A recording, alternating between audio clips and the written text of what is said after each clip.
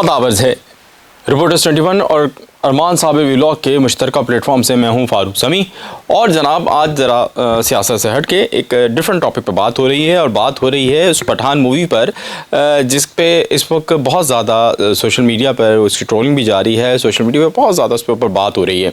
पाकिस्तानी जो social media सार्फिन हैं वो इस हवाले से बहुत ज़्यादा बातें कर रहे हैं कि जो इंडिया वालों को जो ISI के जो एजेंट हैं वो कभी कतरीना कैफ और कभी दीपिका पादुकोण के शक्ल में बड़े इतने खूबसूरत दिखते हैं, जबकि हम पाकिस्तानी तो आसपास गुजरते हुए पौडरियों को भी जो है वो एजेंट समझते हैं। और साथ ही बात हो रही है उस पठान मूवी की जिसमें शाहरुख खान 5 साल बाद जो है स्क्रीन पे उनकी वापसी है, और स्क्रीन पे उनकी जो वापसी है इसने बड़ा ही जो है वो हिसाब किताब गर्म रखा, क्योंकि इसके गाने के ऊपर इल्ज़ाम आयद हुआ कि उसने जो है वो मजहबी जज्बात मजरूह किए वहाँ पर जो रहने वाले हिंदुस्तान में बसने वाले हिंदुओं को, जो खासे हसास हैं मेजॉरिटी रखने के बावजूद भी। एक ऐसे वक्त में पठान रिलीज़ हो रही है जिस वक्त जो है वो पर्दे के ऊपर बात हो रही है इंडिया में, और पर्दे पे पाबंदी लग रही है, अजान पे पाबंदी लग रही है। और इस मौके पे जब ये रिलीज़ हो रही है तो उसको सिर्फ इंडिया ही नहीं बल्कि पाकिस्तान में भी बहुत ज़्यादा इसका इंतज़ार किया जा रहा था, और वो इंटरनेट पे भी इसी वजह से शायद उसको लीक कर दिया हैकर्स ने। बात करेंगे अरमान साबिर से, क्योंकि इनको ये शाहरुख खान के ना फ़ैन है, ये अक्सर यूँ भी करते हैं। सॉरी, तो ऐसा भी नहीं है कि अक्सर यूँ भी करते हैं। खैर बहरहाल वो भाभी तो नहीं दिखती ना, हीरो तो बहरहाल है सलमान खान, उसमें कोई दो राय नहीं है। किंग खान है वो, शाहरुख खान किंग खान है वो, और उसको किंग खान का कहा जाता है उनको। और एक्टिंग बहरहाल उनकी ज़बरदस्त है, और वो उनकी फ़िल्म जो आई है वो मद्दा भी उनके बहुत ज़्यादा है, और पूरी दुनिया में उनके मद्दा है। 100 ममालिक में ये एक साथ रिलीज़ की गई है फिल्म। बाइकआउट कामयाब हुआ या नहीं हुआ? किसका बाइकआउट? शाहरुख खान की फिल्म का नहीं, पठान का बाइकआउट नहीं हुआ। अच्छा, पठान का बाइकआउट एक्चुअल में बाइकआउट की कॉल भी नहीं दी गई, नहीं कि बाइकआउट की जो कॉल थी वो थी। यार बाइकआउट की कॉल नहीं होती तो क्या होती है? हर कोई कह रहा था boycott Pathaan, boycott Pathaan trending पे था। लेकिन तो मोदी साहब जो बीच में आ गए। ओहो, अब मोदी साहब अगर बीच में आएंगे और आके कहेंगे कि ये आप लोग क्या कर रहे हैं, और उन्होंने अपनी एक तकरीर के दौरान इशारा कनायों में कहा, बिल्कुल खुल के भी नहीं कहा उन्होंने, लेकिन सब बात समझ में आ गई सबके कि एक हम इतनी कोशिशें करते हैं और फिल्मों पे जो है वो इस तरह से तनकीद होती है, तो इनको करने दें। तो ये जो इस तरह की मतलब इसी से मिलते जुलते अल्फाज हैं। अच्छा, एग्जैक्टली मैं आपको नहीं बता सकता, लेकिन इसी से मिलते जुलते अल्फाज मोदी साहब ने उसको डिस्करेज किया एक तरह से। और फिर जो ट्विटर है, और ट्विटर पे फिर लोग भी आ गए, और फिर मोदी साहब जो है वो प्राइम मिनिस्टर मोदी इंडिया के प्राइम मिनिस्टर है, तो उन्होंने जब इसकी जो है वो एक तरह से डाइल्यूट किया, वो जो एक सपोर्टजा बन गई थी इसके जो गाने के ऊपर, और ख़ास तौर पे जो मजहबी जज्बात जो है वो कुछ लोगों ने कहा कि इससे मजहबी जज्बात जो है मजरूर हैं, उसको मज़हब से जोड़ने की कोशिश की। तो वो चीज़ जो थी ना, वो जो एक हाइप क्रिएट हो गया था इंडिया के अंदर इस फिल्म के ख़िलाफ़, तो वो हाइप जो क्रिएट हो गया था वो मोदी के जो प्राइम मिनिस्टर मोदी, वहाँ के जो प्राइम मिनिस्टर, उनके बयान के बाद फिर ये सारा जो सिलसिला वो डाइल्यूट हुआ, और बहुत सारे जो है इनके जो मिनिस्टर्स या जो इनकी काबीना के लोग हैं या इनकी जो पार्टी के लोग हैं वो भी फिर सामने आ गए। और क्यों हंस रहे हैं आप? मुस्कुरा क्यों रहे हैं आप? इतना मुस्कुराहट क्यों आ रही है?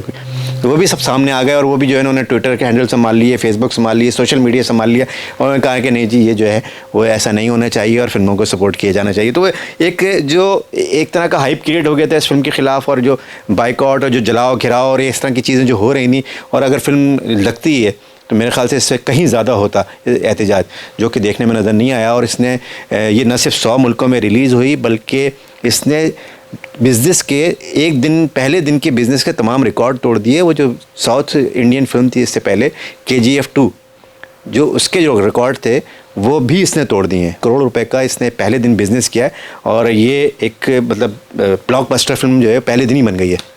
बिल्कुल ब्लॉकबस्टर फिल्म बन गई है पहले दिन ही। और मतलब एक बात मुझे अरमान भाई कॉमन नज़र आई दोनों तरफ, मतलब लाइन के इस पार और लाइन के इस पार, कि जो मजहबी तबका है वो बिना सोचे समझे जो है वो अक्सर कई बातों पे जो है ना बवाल खड़ा कर देता है। इंडियन फिल्म इंडस्ट्री जो है वो एक बाकायदा हथियार है उनका।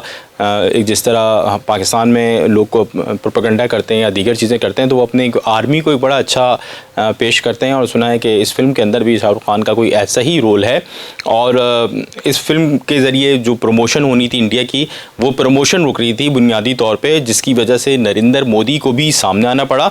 और इलेक्ट्रॉनिक मीडिया हो चाहे न्यूज़ चैनल्स हों, या इंडिया का हमारे जो इंडिया बॉलीवुड है वो बहुत कोशिशों के बाद बड़ी फिल्में बनाते हैं जिसके अंदर पाकिस्तान का जो कि उनका रवायती दुश्मन ज़ाहिर है। तो उसका वो इमेज ख़राब करने की कोशिश की जाती है, उनको एक टेररिस्ट एक इस तरह से कोशिश की जाती है कि मतलब इतना पता भी नहीं चले और वो जहनों में नक्श भी हो जाए, और ये एक इनकी टैक्टिक्स है। लेकिन वो पंडितों और मंदिरों से जो स्टोरीज निकली उन्होंने तो ख़राब कर दिया ना बहुत सारा, इसीलिए मोदी साहब को खुद आना पड़ा। भाई जाने तो यार। हाँ, हमने पैसा लगाया है हमने भी पैसा लगाया है इसमें। पैसा लगाया है। आप क्या कर रहे हैं लोग यार, आप लोग क्या कर रहे हैं यार।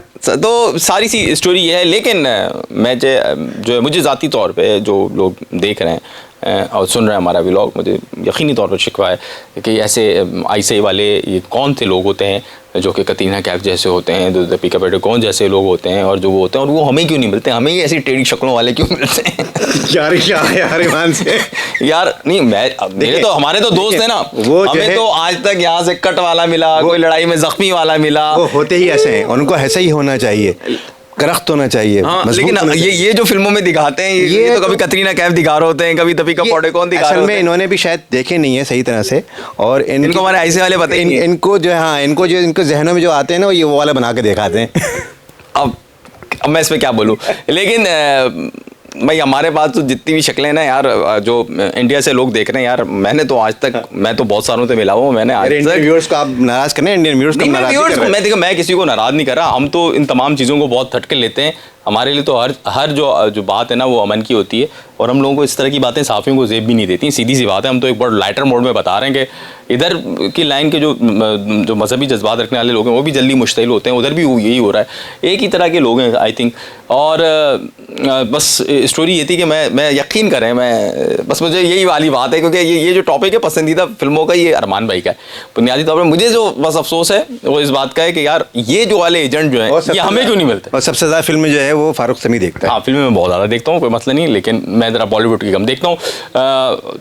तमिल फिल्में जो डब होती हैं वो मैं देखता हूँ, और उसके साथ इंग्लिश फिल्में ज़्यादा देखता हूँ। इंग्लिश फिल्में, ईरानी फिल्में, ये ज़्यादा मुझे नेटफ्लिक्स भी आ गया, तो नेटफ्लिक्स से बात हो गया। एनीवे, अगर आपको ये हमारा नया स्टाइल जो कि अरमान भाई, जिसके ब्रेन चाइल्ड है अरमान भाई का ये स्टाइल, तो वो अगर आपको कैसा लगा ये बताइएगा, और इस हवाले से फीडबैक ज़रूर दीजिएगा।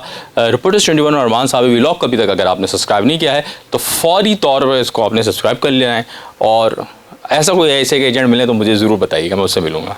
बहुत शुक्रिया, आदाब।